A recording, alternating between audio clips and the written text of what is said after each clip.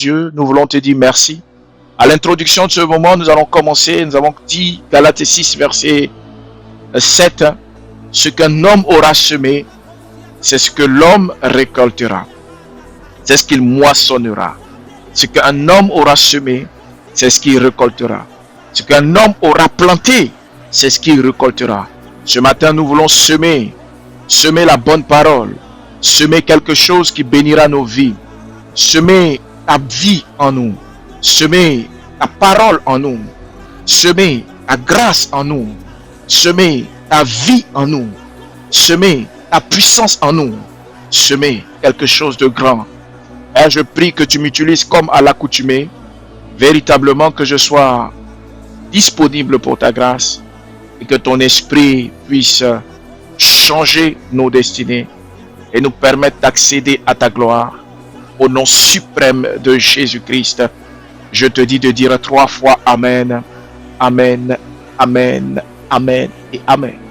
Que Dieu te bénisse excellemment, Shalom. Merci d'être là ce jour. Que Dieu t'accorde sa grâce et que ton esprit soit totalement ouvert à ce qu'il est en train de préparer ce matin dans ta vie. Je voudrais que ton esprit soit préparé à ce que tu vas entendre. Écoute, avec l'étude que nous avons commencée, le thème est clair, du règne végétal, du règne humain au règne végétal. Comment on passe du règne humain au règne végétal. Et pourquoi cette transition est importante.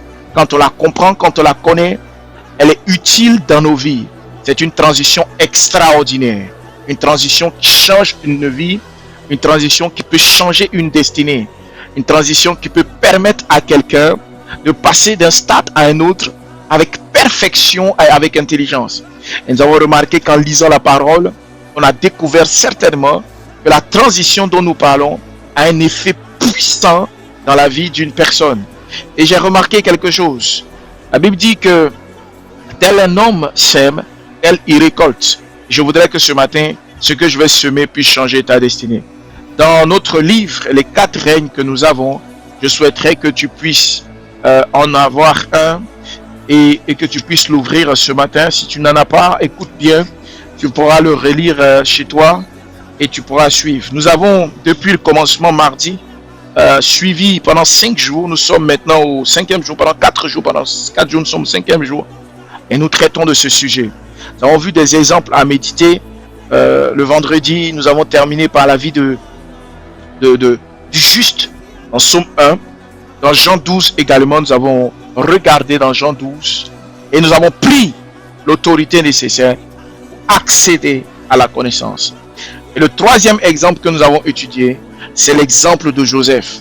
Et enfin, nous avons terminé par l'exemple de David, qui, avant d'être reconnu comme un roi, il fut formé dans le secret comme un arbre qui grandit loin du regard des hommes. Je répète, David a été amené à fuir de colline en colline, à se cacher parce qu'il était dans une situation difficile, parce que même son propre enfant était contre lui, Absalom, et toutes ces personnes voulaient son mal. Et la Bible dit que Saül, qui était roi, avait décrété la personne de David comme persona non grata dans la zone dans laquelle il pouvait circuler, qui était le territoire d'Israël.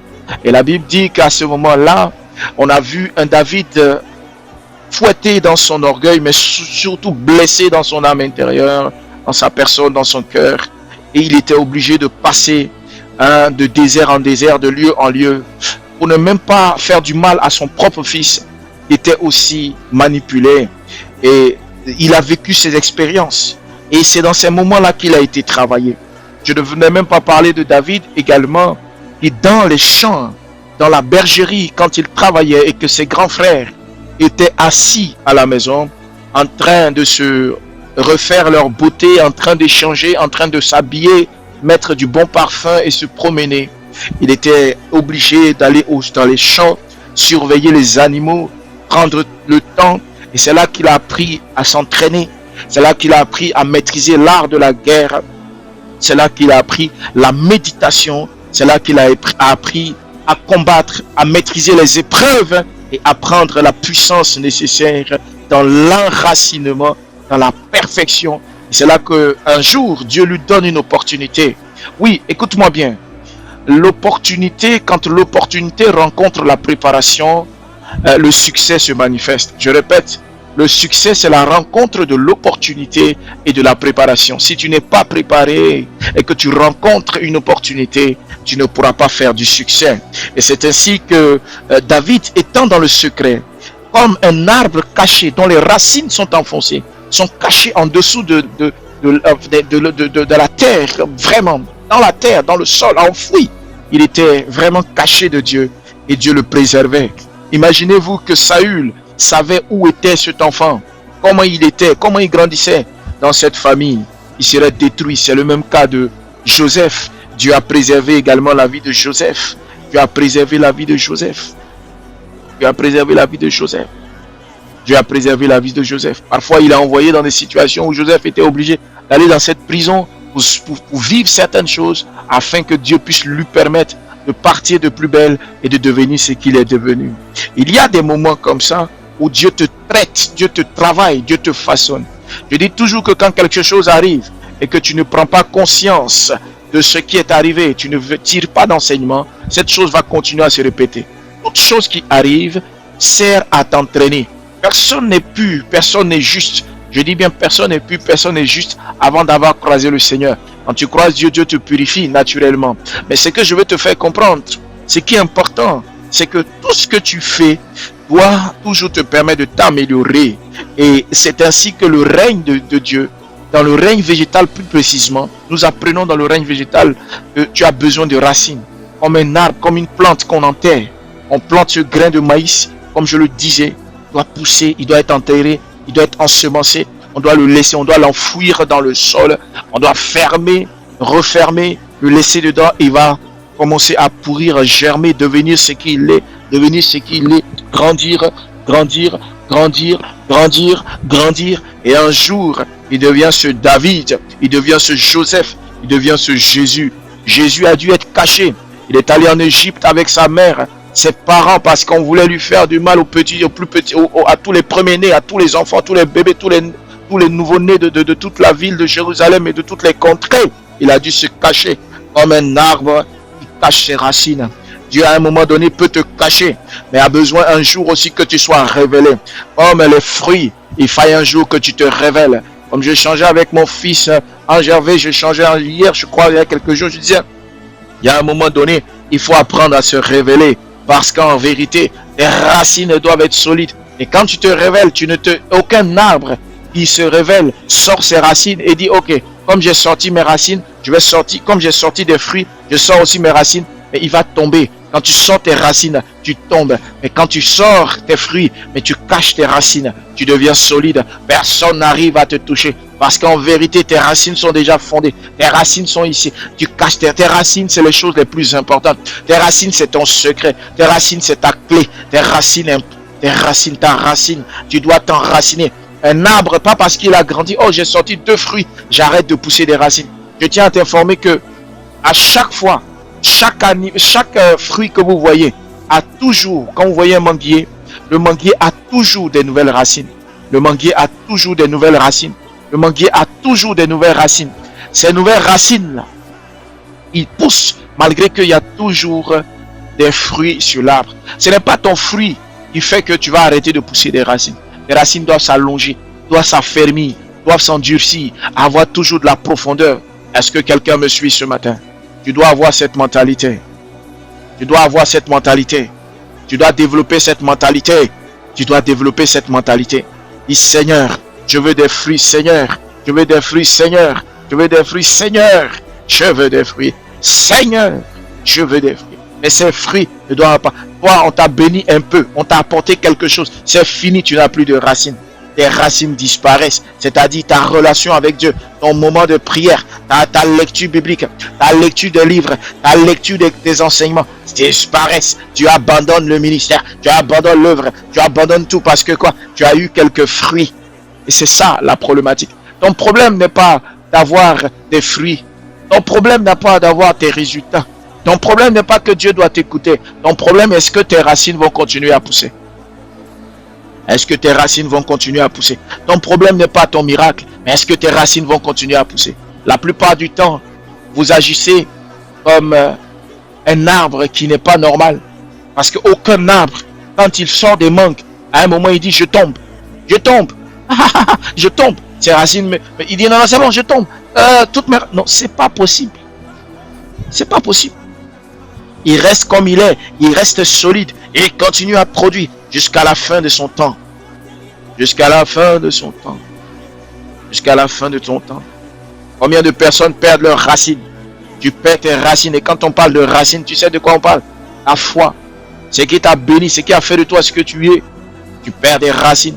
Ce qui a changé ta mentalité, c'est que tu avais des mauvais. Et quand tu as écouté une parole un jour, ça t'a aidé. Ce qui t'a aidé une fois, tu abandonnes. Tu dis non, je ne veux plus. Je vais changer. Ce qui t'a béni une fois, tu laisses. Ce qui t'a permis d'entrer en contact avec le royaume de Dieu. Abandonne pas la main de Dieu. Ton problème, c'est pas de t'afficher. Ton problème, c'est pas de montrer les merveilles de Dieu. Ton problème n'est pas là. Ton problème, c'est tes racines. Quand Jésus quitte l'Égypte avec ses parents, est-ce que quelqu'un m'entend? Dis-moi 3 fois Amen. Quand Jésus quitte l'Égypte avec ses parents et qu'il rentre en Jérusalem, ses racines sont solides. Ses racines sont solides. Quand il arrive, il prend 40 jours de jeûne. Il prend 40 jours de jeûne encore pour enraciner. Quand il était encore petit, il allait lire la Bible pour enraciner. Il allait lire la Bible pour enraciner. Il allait lire la Bible pour enraciner. Pour s'enraciner davantage. Pour s'enraciner davantage. Pour s'enraciner davantage. Alléluia. Pour s'enraciner davantage. Amen. Que Dieu te bénisse. Il allait lire la Bible pour s'enraciner. Il lisait les anciens livres, l'Ancien Testament et tout ce qu'il y avait dedans pour s'enraciner. C'est pour ça que quand il y avait des conversations, des échanges, des fois les gens voulaient le piéger, mais il avait déjà des racines. Parce qu'il sait qu'un jour il aurait besoin de ses racines. Il a développé sa foi avec le Père. Il continuait à aimer le Père. Il développait, il allait dans le secret, malgré qu'il était dans des fruits. Combien de miracles Jésus n'a pas fait? Jésus faisait des miracles. Il fait des miracles. Jusqu'à aujourd'hui, il continue. Et il faisait des miracles physiquement dans le corps de Jésus. Christ, au travers de Jésus, faisait des miracles. Quand Jésus était là physiquement, il faisait des miracles dans la vie des gens. Il faisait des miracles, faisait des miracles, faisait des miracles, faisait des miracles. Et tous ces miracles qu'il faisait, les grands miracles qu'il a fait, n'ont pas changé son ardeur à la prière, son désir de prier. Toi, dès que tu as un miracle, 2 miracles, tu ne pries plus. Dès que Dieu t'a soutenu une fois, tu ne pries plus. Tu ne chantes plus. Tu ne lis plus la parole. Tu ne développes plus. Les racines restent comme ça. Ils pourrissent et tu tombes comme un arbre flétri. Un jour, Jésus passe à côté de ce figuier. Il regarde ce figuier. Il dit, hey, tu ne portes pas de fruits. Sèche maintenant. Les gens disent, mais oh, Dieu a été méchant. Jésus a été méchant avec ce figuier. Pourquoi Jésus a séché ce figuier? Quelle est la vie de quelqu'un qui ne veut pas comprendre? Jésus dit, mais attends, dans le royaume, il y a le règne des animaux, il y a le règne des hommes, il y a le règne des esprits, mais il y a le règne des végétaux. Toi, tu fais quoi ici? Quel est ton rôle? Pourquoi tu t'enracines pas? Pourquoi tu produis pas? Tu te comportes comment? Qu'est-ce qui se passe? Et quand tu produis un fruit, tu dis non, c'est trop, c'est fini. Quand Dieu te soutient, tu dis c'est beaucoup. Mais Dieu veut que tu ailles en eau profonde ce matin. Il veut que tu pousses encore. Il veut que tu pousses encore ta foi. Il veut que tu sais prier, c'est bien. Mais est-ce que tu sais lire la Bible? Est-ce que tu comprends? Tu sais parler, c'est bien. Mais est-ce que tu sais chanter? Il y a toujours quelque chose. Est-ce que tu peux chanter Dieu? Parce que parler, c'est bien. Mais est-ce que tu peux chanter Dieu? Il y a toujours quelque chose à faire. Bon, tu sais chanter, mais est-ce que tu sais écrire les paroles? Tu sais lire, mais est-ce que tu sais méditer? Il y a toujours quelque chose à faire. Enracine-toi. Tu t'es marié, oui, c'est bien. Mais est-ce que tu sais c'est quoi le mariage? Les enfants, oui, c'est bien. Mais est-ce que tu sais c'est quoi un enfant? Voilà la vérité. Enracine-toi. Tu as un fruit, mais est-ce que tu sais comment l'utiliser? Quel est le but? Dieu veut que tu t'enracines. Tu as une femme. Est-ce que tu sais c'est quoi une femme? Est-ce que tu sais le but d'une femme dans la vie de quelqu'un? Est-ce que tu sais ce que Dieu veut pour une femme? Tu as un mari. Est-ce que tu sais le but d'un mari? Quel est le but d'un mari dans la vie de quelqu'un? Comment le traiter? Comment la traiter une femme? Tu as une relation. Est-ce que tu sais comment j'ai des relations avec les gens? Comment on traite les gens? Tu as des employés. Est-ce que tu sais comment on traite un employé? Tu as une entreprise. Est-ce que tu sais comment traiter? Est-ce que tu peux pas aller un peu plus? Est-ce que tu peux pas aller un peu plus? Est-ce que tu peux pas traiter? Est-ce que tu as un travail? Comment tu traites ton travail? Le but n'est pas d'avoir juste le travail. Le but n'est pas d'avoir juste l'entreprise. Le but n'est pas d'avoir ce que tu cherches. Le but, c'est d'enraciner. Est-ce que tu t'enracines ce matin? Aide-nous à nous enraciner. Aide tes fils, tes filles à s'enraciner. Aide-les à s'enraciner, Seigneur. Que quelqu'un se retrouve à s'enraciner ce matin. Que quelqu'un se retrouve à s'enraciner ce matin. Enracine ta destinée, enracine ta vie, enfouis-toi si tu faut, enfouis-toi s'il le faut, enfouis-toi dans le sol, mais enracine-toi, crée des racines solides. Quelle éducation tu donnes à tes enfants? Enracine-toi. Il ne suffit pas d'avoir des enfants. Il ne suffit pas d'avoir de l'argent. Qu'est-ce que tu fais de cet argent? Est-ce que cet argent-là, tu veux qu'on t'enterre avec? Mais est-ce que cet argent sert à une cause? Sert à développer l'œuvre de Dieu? À apporter quelque chose dans la vie du ministère ou de la vie de quelqu'un? Est-ce que tu comprends ce que je suis en train de te dire ce matin? Veux-tu être le plus riche du cimetière? Veux-tu être simplement le plus riche du cimetière? Veux-tu être le plus riche du cimetière? Simplement quand on dit tu es le plus riche, mais en vérité dans la vie on ne sait même pas à quoi tu as servi. Parce que tu es mort avec de l'argent sur toi. Et ça n'a servi à rien. Allah yandebro shakavra. Elebrekati yandebrashi kabrakato. Arakata labrasante lebreche kabrakato lato. Anisante lebo shakabra. Et c'était les pekato badiado. Même Salomon qui est Salomon, tout ce qu'il a eu comme argent, aujourd'hui, de son vivant, mais Dieu a dit après sa mort, d'autres personnes seront plus riches que lui. Donc ça veut dire qu'il y a une limite. Même Salomon a eu des limites, malgré toute sa richesse. Ashaka barakato barakato. Mereketere balo kanasin talikado. Père, nous voulons te dire merci ce matin. Nous voulons aller en profondeur ce matin. Que quelqu'un dit 3 fois royaume qu'il enracine sa destinée. Demande-toi qu'est-ce que tu as qui n'est pas encore enraciné. Demande-toi qu'est-ce que tu as qui n'est pas encore enraciné. Parce que quand le vent va frapper, tu vas circuler. Ah oui, tu vas bouger. Quand le vent va frapper, tu vas bouger. On te dit Seigneur, s'il te plaît, n'attends pas de faire comme ces nouveaux chrétiens qui attendent que quand les problèmes arrivent, c'est là ils vont réagir. Programme ton esprit, prépare-toi, forme-toi maintenant. Enracine-toi. Enracine-toi. La résistance, c'est pas... La résistance, je vais résister. J'ai tout en moi géré. Oui, mais la résistance, la meilleure des résistances, c'est la préparation. Quand tu es prêt, tu résistes mieux. Quand tu n'es pas prêt, c'est difficile de résister. Quelqu'un qui veut résister, va résister. Merci Saint-Esprit pour ta grâce. Que tu apprennes à résister. Que tu apprennes à résister. Mais par la préparation, par l'intelligence de la grâce ce matin. Qu'est-ce qui est dans ta vie? Qu'est-ce qui est là et qui a tendance à ne pas être enraciné? Fais le bilan à la fin de cette journée. Fais le bilan même là où je te parle. Réfléchis. Qu'est-ce qui n'est pas enraciné? Qu'est-ce qui n'est pas enraciné? Ça, tout le temps tu as l'impression que ça bouge. C'est comme une dent que tu as, une dent. Tu bouges la dent, tu sais que la dent elle est faible. Qu'est-ce que tu as mais qui est toujours faible? Qu'est-ce que tu as? La Bible dit que celui qui pense qu'il est faible dit qu'il est fort. Mais toi, quand est-ce que tu diras cela? Je répète, quand est-ce que toi tu diras cela? Quand est-ce que toi tu le diras? Quand est-ce que tu le diras? Quand est-ce que tu le diras? Qu'est-ce qui est dans ta vie aujourd'hui qui a l'air d'être faible, qui a l'air de shake, qui a l'air de bouger, qui a l'air de trembler à chaque fois? Quelle fondation qui n'est pas solide? Fais le point maintenant pour ne pas que tu sois surpris. Quel fait de ta vie? Quelle mentalité dans ta tête que tu as mis?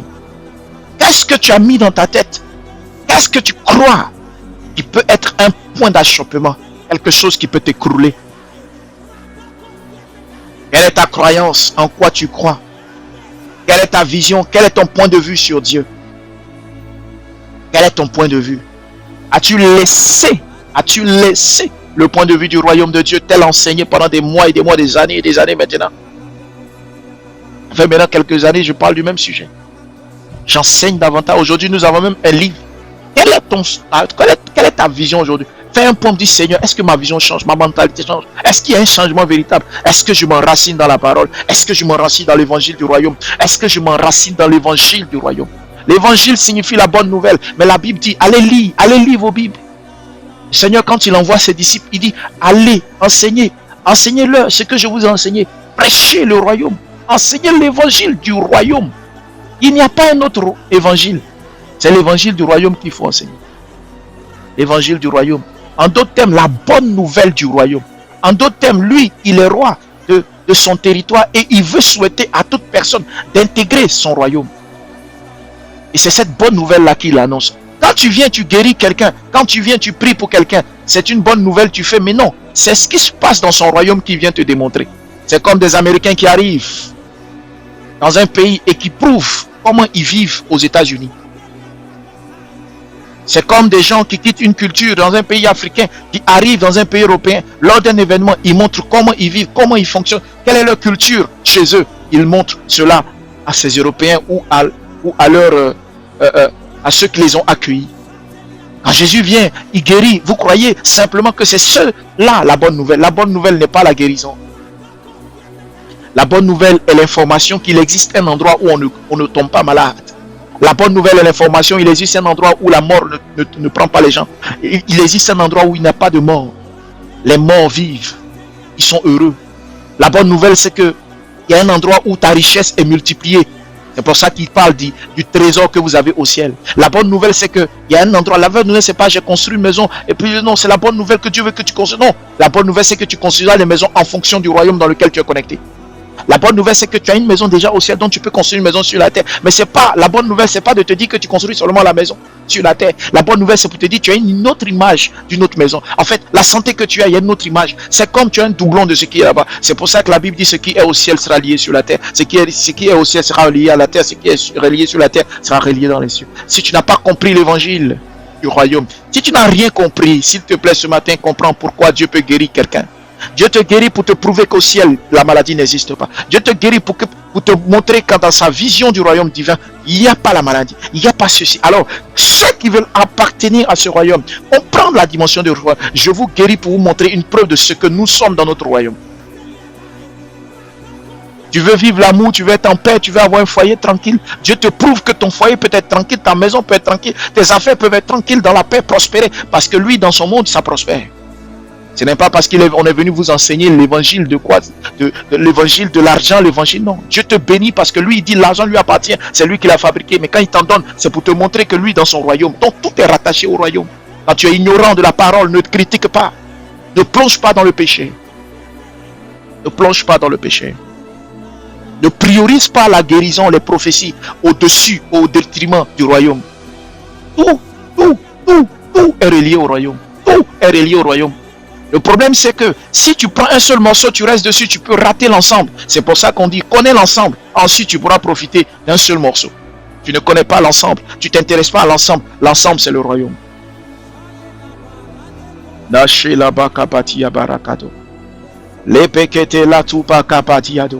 C'est pour ça que vous voyez des guérisseurs, des chiromanciens, des magiciens qui utilisent certaines choses, mais parce qu'ils ne veulent pas se connecter au royaume. Quand tu te connectes au royaume, Jésus a même pris la boue pour mettre sur les yeux des gens, mais ce n'était pas un marabout, ce n'était pas un féticheur, ce n'était pas un guérisseur traditionnel. Mais ce qu'il venait de démontrer, c'est que chez moi là-bas, il n'existe pas la maladie. Donc, en d'autres termes, nous glorifions le royaume, nous glorifions Dieu, mais nous ne glorifions pas les plantes, les herbes. Nous ne sommes pas là pour les adorer. C'est ce que je viens de dire à quelqu'un qui est marabout. Si tu es un marabout, je lui donne cette information. Tout ce que tu es en train de faire, connecte-toi au royaume. Dieu veut juste changer ta vie. Si tu veux être un guérisseur, connecte-toi au royaume. Et Dieu te sauvera. Accepte Christ. Échange. Tu pourras guérir 10 fois mieux que cela. La kabrakaba shetarabato.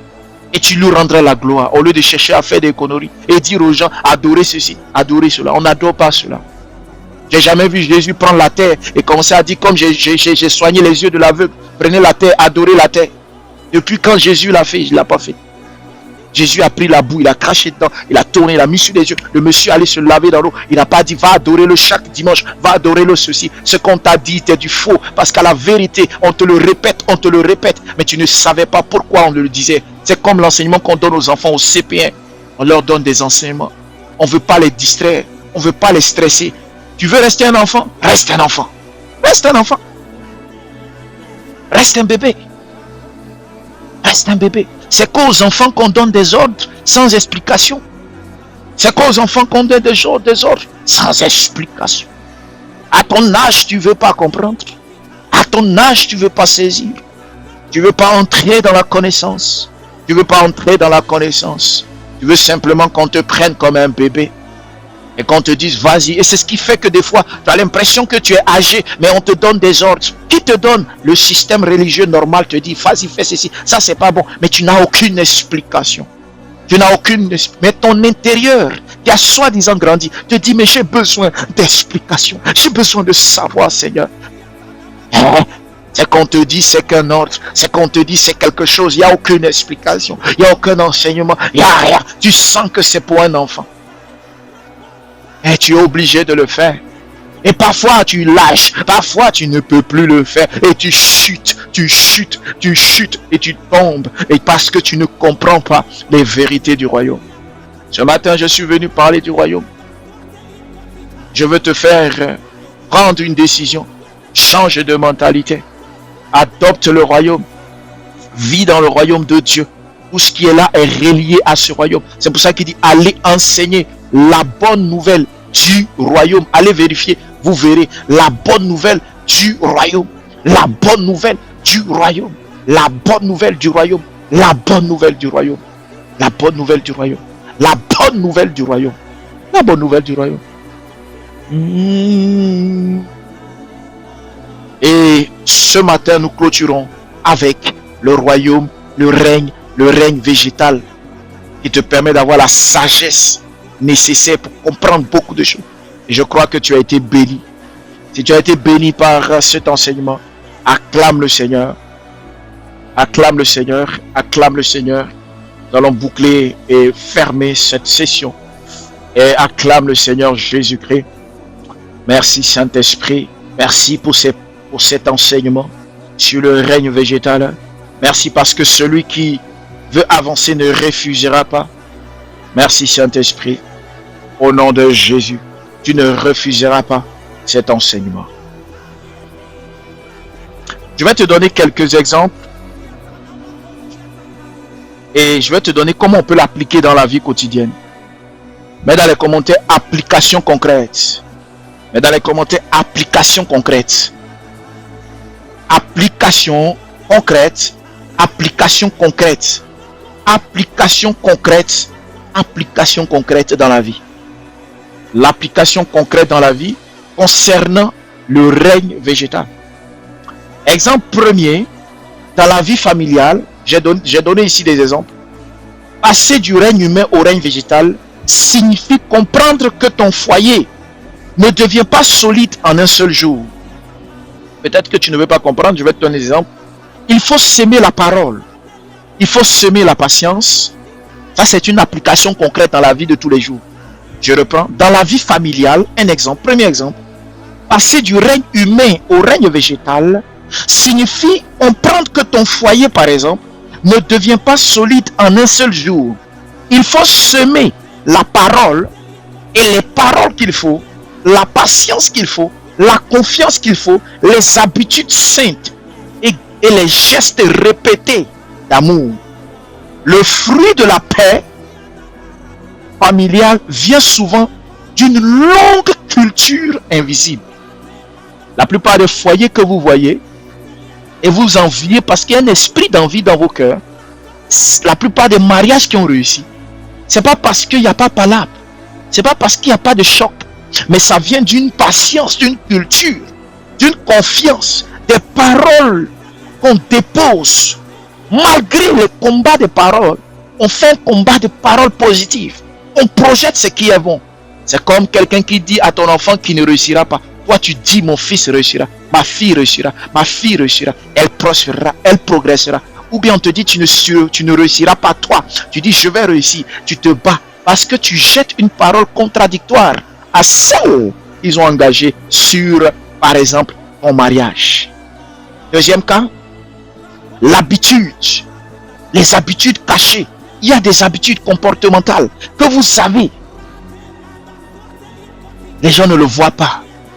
Les gens veulent juste voir les fruits. Quand ils voient les fruits d'un arbre, les gens qui marchent, ils voient des fruits. Comment des gens ont été solides. Ils cherchent à faire les mêmes fruits sans chercher à comprendre les difficultés que les gens ont supportées pour avoir ce genre de mariage. Des mariages qui ont duré longtemps. Tu sais combien d'années ils ont supporté pour qu'ils vivent longtemps comme ça sur la terre? Tu sais combien d'années? À peine tes yeux sont ouverts, automatiquement tu plonges. Ou si mon mariage pourrait être ceci, si ma famille pourrait être comme ça. Est-ce que tu connais les problèmes et les risques? Veux-tu qu'on ouvre le ventre de cette famille? Tu seras choqué. Dans le ministère, cela signifie la même chose. Accepter d'être formé avant d'être exposé. Tu veux marcher avec Dieu, mais tu ne veux pas être formé. Tu ne veux pas être encadré. Je me souviens ici, j'ai dit avant qu'on reprenne les réseaux sociaux. Un an avant, j'ai fermé les réseaux. Je dis, Seigneur, donne-moi le temps. C'est toi qui veux. À un moment, je vais l'ouvrir. C'est dernièrement, on a réouvert le royaume, réouvert les portes du royaume. Et nous sommes entrés dans YouTube. Et j'ai commencé à faire un nettoyage, remettre des choses. On a commencé à se projeter, etc., etc. Parce qu'il faut attendre la volonté de Dieu. Ce n'est pas ma chose, c'est sa chose. Plusieurs veulent prêcher, diriger, influencer, alors qu'ils n'ont pas encore accepté d'être plantés. Tu as besoin d'être planté, semé dans le sol, corrigé même, taillé, enraciné. Et les gens vont dire, pourquoi tu n'es pas à tel niveau? Pourquoi tu ne fais pas ceci? Et c'est comme ça que tu détruis ta vie. Tu détruis ton ministère. Tu détruis ta destinée. Tu commences à envisager l'envie dans le cœur, les pensées négatives. Or, un ministère sans racines attire parfois les foules. À un moment donné, ils attirent, mais ne supportent pas les saisons de chaleur. Tu vas attirer, mais quand la chaleur arrive, les gens vont disparaître. Combien de personnes t'appellent papa, daddy, homme de Dieu, serviteur, apôtre? Demain, ils disparaissent. Parce qu'en réalité, ils ne sont pas enracinés. Allez demander à nos prédécesseurs, ceux qui ont servi Dieu avant nous, soyez sages. Ils vont vous dire, la même personne qui t'appelait papa, daddy, père spirituel, oh, tu es mon père spirituel, oh, tu es tout pour moi, oh, tu es ceci pour moi, oh. L'attitude qu'ils ont, ça va te choquer. Nous-mêmes, on n'a rien vécu. Nous, on est encore nouveau dans le ministère. Mais regarde certains qui ont déjà dit leur témoignage. Tu es choqué par la manière. L'homme est né comme ça. L'homme est comme ça. L'être humain, de manière générale. Je prie. Et donc, pour cela, tu dois préparer ton cœur. Préparer ta mentalité. Préparer ta vie. Préparer à être rempli d'amour. L'amour, c'est pas simplement je t'aime. L'amour, c'est pas le cœur. L'amour, c'est pas... L'amour, c'est pardonner, comprendre, accepter, projeter, soutenir, conseiller. Et tu as besoin d'être enseigné. Si tu n'es pas enseigné, tu vas conseiller comment? On m'a traité parfois d'impatient. Je suis quelqu'un de nature. On dit, tu n'es pas patient. Il y a des choses que je fais aujourd'hui par la grâce de Dieu. Si ce n'est pas la patience, je ne sais pas quel nom je vais donner à ça. Tu n'es pas patient. Il y a des choses que Dieu me donne de faire. Des fois, je me demande comment j'arrive à le faire. Parce que tu es préparé. Je me demande comment tu fais ça. Parce que tu es préparé. Ce n'est pas parce qu'on n'est pas patient.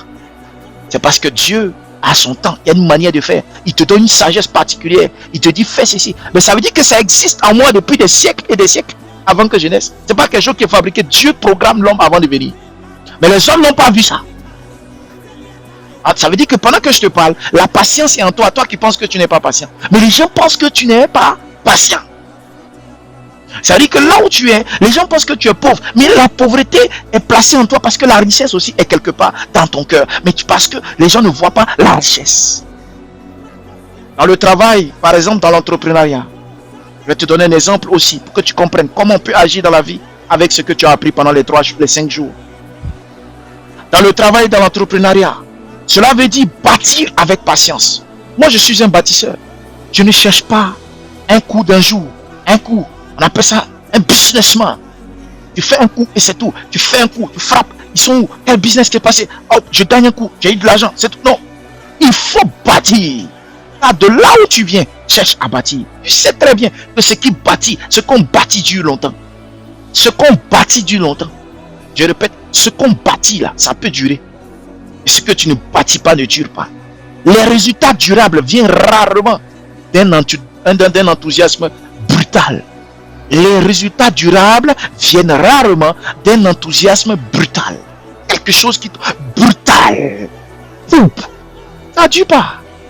Demandez à tous ceux qui ont gagné au loto. 98%, 99,99%. N'arrivent pas à s'en sortir avec tous les millions qu'ils ont eu. Ils sont parfois choqués. Rare. Tellement c'est rare. On prend certaines personnes pour les présenter. Voici, malgré qu'ils ont gagné au loto, ils continuent. Tu es étonné. Parce qu'ils n'étaient pas préparés. Le règne végétal. Les gens qui reçoivent un poste, on te place à un poste, tu es tellement inutile dans ta compréhension du règne que tu te jettes, on te met là-bas, tu commences à gaspiller. On te donne des enfants, tu maltraites les enfants parce que tu n'as pas été préparé. On te donne un mari, tu le maltraites parce que tu n'as pas été préparé. On te donne une femme, tu la maltraites parce que tu n'as pas été préparé. On te donne un travail, tu le traites mal parce que tu n'as pas été préparé. Et c'est la faute à qui? C'est ta propre faute. Tu n'as pas voulu être préparé. Tu n'as pas cherché à être préparé. Les résultats durables viennent rarement d'un enthousiasme brutal. Et c'est pour ça que parfois, la plupart du temps, Dieu t'aime tellement que parfois il ne t'enlève pas la chose. Ou bien parfois il te garde dans la chose, mais tu vis des problèmes. Au lieu de régler ces problèmes-là, tu ne les règles pas. C'est comme quelqu'un qui va à l'école, il ne s'est pas préparé, il a eu de mauvaises notes. Mais on t'a gardé quand même dans la classe. On t'a fait redoubler ou encore doubler la classe. Tu as doublé. Mais au lieu de te concentrer, tu ne veux pas te concentrer. Dieu t'a apporté une solution. Dieu t'a soutenu. Mais tu veux pas. C'est comme si tu as des problèmes d'argent. Mais Dieu te donne encore des solutions pour continuer. Il t'ouvre il t'ouvre une porte. Tu gagnes un peu, il t'ouvre une porte. Mais tu continues à te comporter de la même manière. Quand tu reçois quelque chose, ton téléphone sonne. Tu organises, tu distrais, tu distribues, tu jettes, tu projettes. Mais quand est-ce que tu t'asseras pour dire stop? Il y a 3 façons de garder de l'argent, d'avoir de l'argent. La première méthode, c'est soit on multiplie, on fait 2 fois 2, ça fait 4. 2 fois 3, ça fait 6. Cette chose se multiplie. Ça, c'est la première méthode, la multiplication. La deuxième, si je prends 1 plus 1, ça va faire 2. Donc, si je mets quelque chose quelque part, que je repose encore, ça va s'augmenter. De quelle méthode de richesse tu cherches? La plupart des gens font cela. Tu mets l'argent quelque part, tu ne le touches pas. Quel est ton problème? 3. Si j'arrête de dépenser ceci, que je stoppe, je réduis, l'argent va venir. C'est-à-dire, je dépensais 10 000, maintenant je dépense 6 000, il va rester 4 000. Donc, réduction, donc soustraction, c'est le même truc que tu as appris à l'école. Donc, il y a la soustraction, la multiplication, et quoi? L'addition. Donc, économiser, additionner, donc se lever et puis aller chercher pour venir ajouter. Économiser, donc soustraire, réduire les dépenses et multiplier par une méthode tu peux trouver pour multiplier. Mais qu'est-ce qui se passe? Mais je dis toujours, avant de multiplier, même à l'école, demandez à vos enfants. Ils vous diront qu'on n'apprend pas à multiplier. Tant qu'on n'est pas en classe de... Je crois, il y a un niveau scolaire. Pour ceux qui sont... Il y a le niveau CE. Bon. C'est bien, c'est-à-dire à partir du CE1, CE2, CE1, je sais pas, CE1, comme ça. En tout cas, à partir du CE, on commence à faire les multiplications. À partir du CE, on commence à faire les multiplications. Pourquoi on fait les multiplications à partir du CE ou CE? Hein? CE1, CE, pourquoi? Parce qu'on t'apprend déjà à additionner. Toi, tu es là, tu ne sais même pas additionner. C'est-à-dire, tu ne peux pas laisser 1000 plus 1000 pour devenir 2000. Tu ne peux pas laisser 100 plus 100 pour devenir 100. Et tu cherches à multiplier. Est-ce que tu as compris la loi? Même à l'école, ils sont pas bêtes. C'est pas eux, c'est Dieu qui leur a dit. Il y a une sagesse dans la façon de réfléchir. Mais tu n'as pas le temps d'observer. Nous, on observe, on te dit, tu ne veux pas prendre. Oh Seigneur, ouvre-moi. Mais est-ce que tu sais que même avant d'apprendre à multiplier, on doit apprendre à additionner? Je n'ai pas besoin d'être docteur pour comprendre ça. Je n'ai pas besoin de faire doctorat. On apprend toujours à additionner. Quand tu sais additionner, après on va t'apprendre à multiplier. Demandez aux enfants. Dans la vie intérieure, dans ta vie intérieure, cela signifie que méditer la parole jusqu'à ce qu'elle s'enracine avec toi. Dans ta vie intérieure, voilà un exemple qu'on te donne. Je vais revenir même sur l'entrepreneuriat.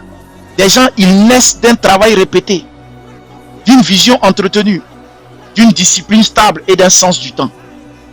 Les résultats durables naissent d'un travail répété, d'une vision qu'on a entretenue et d'une discipline stable. D'une discipline stable. D'une discipline stable. Troisième exemple que je vais te donner dans ta vie spirituelle. Dans ta vie spirituelle, passer du règne humain au règne végétal signifie de méditer la parole jusqu'à ce qu'elle soit enracinée en toi. Tu dois te dire un jour, je vais lire jusqu'à ce que je comprenne. Je vais lire ça là. Tu prends le livre à la page 202, tu commences à lire. Tu dis, je vais lire jusqu'à comprendre. Je vais lire jusqu'à comprendre. Je vais prendre les versets qui sont là. Je vais aller regarder dans la Bible pour comprendre. Et tu t'énerves ce jour-là. Une colère positive dans ton cœur. Tu veux, vous savez, si tu es fâché pour apprendre. Fâché. Tu veux apprendre. Lire n'est pas encore planté dans ton cœur. Écouter n'est pas encore planté. C'est pas parce qu'on écoute qu'on a planté quelque chose. C'est faux. C'est pas parce qu'on écoute mon vocal, on écoute plutôt l'audio que tu entends. C'est pas que tu entends ma voix que quelque chose est planté. C'est faux. Sinon, beaucoup de gens allaient avoir des fruits. Il faut laisser la vérité descendre à l'intérieur de ton ventre. C'est pas parce que tu as vu la nourriture que tu as mangé. C'est pas parce que tu as vu la nourriture que tu as mangé. C'est pas parce que tu as vu un verset avec tes yeux, la Bible que tu as mangé. C'est pas parce que la Bible est dans ta maison que tu as déjà compris. Il y a des gens qui confondent avoir la Bible à la maison et puis comprendre. Ils confondent avoir, par exemple, je sais pas, un livre dans la main, ils comprennent. Non! Tu dois te discipliner. Discipline veut dire répéter ces choses, les mêmes choses tous les jours. Les mêmes choses tous les jours, chaque matin. Il faut laisser la vérité descendre en profondeur. Oh, tu n'es pas en concurrence avec quelqu'un. Tu ouvres, tu lis. Point à la ligne. Un jour, je disais à maman Sandrine, je dis, chaque matin, lis un verset. Lis un morceau prends un chapitre, tu restes dessus. Chaque matin, tu prends un morceau.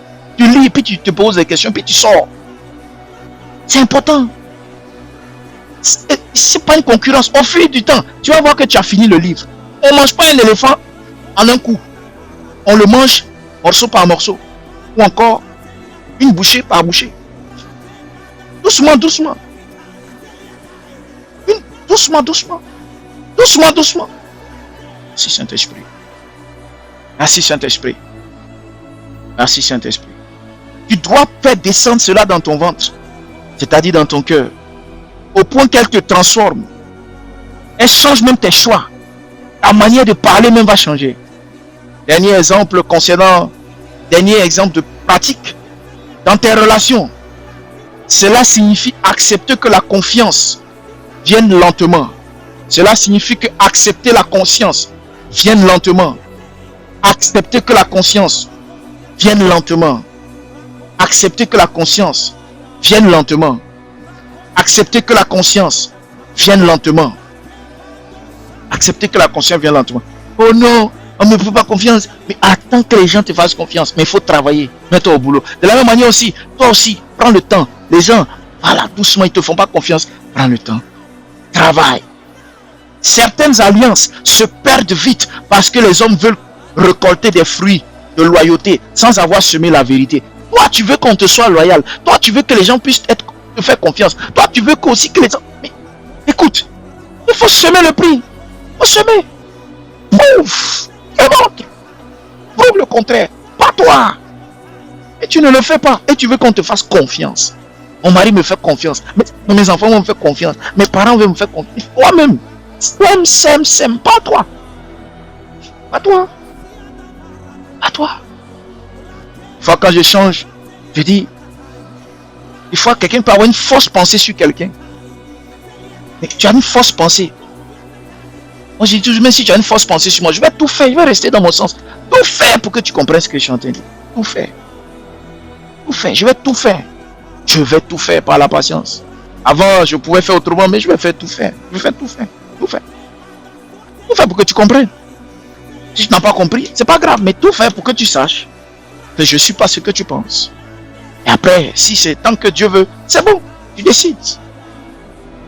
Les gens veulent récolter la loyauté. Ah, elle n'est pas fidèle. Ah, elle n'est pas fidèle.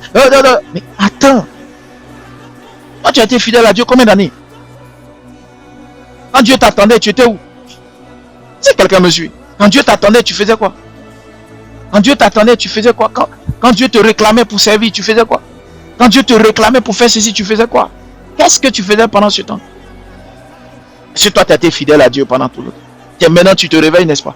Apprends aussi à pardonner. Apprends aussi à laisser une place. Apprends aussi à tolérer. Apprends aussi à tolérer. Oh, ils ne sont pas honnêtes. Apprends aussi à donner. À être patient. À comprendre. À réfléchir. Merci Saint-Esprit. Merci pour ta grâce. Que Dieu te bénisse. Merci pour ta présence. Merci pour ta présence. Merci pour ta présence. Merci pour ce que tu fais. Au nom de Jésus-Christ. Merci Seigneur. Merci Seigneur. Que Dieu te bénisse. Tu vas répéter après moi. Père éternel, apprends-moi les lois de la semence. Répète après moi. Père éternel, apprends-moi les lois de la semence. Père éternel, apprends-moi les lois de la semence. Les lois de l'enracinement. Père éternel, apprends-moi les lois de la semence. Les lois de l'enracinement. Les lois de la patience et les lois du fruit. Apprends-moi la loi de la semence, la loi de l'enracinement, la loi de la patience, la loi du fruit. Délivre-moi de la précipitation. Délivre-moi de la précipitation. Délivre-moi de la précipitation. Délivre-moi de la superficialité. Délivre-moi de la superficialité. Superficielle. C'est la surface seulement. Maquillage. Délivre-moi de la superficialité. Du désir de paraître avant d'avoir été formé. Délivre-moi de la superficialité. Du désir de paraître avant d'avoir été formé. Fais de moi une bonne terre pour ta parole.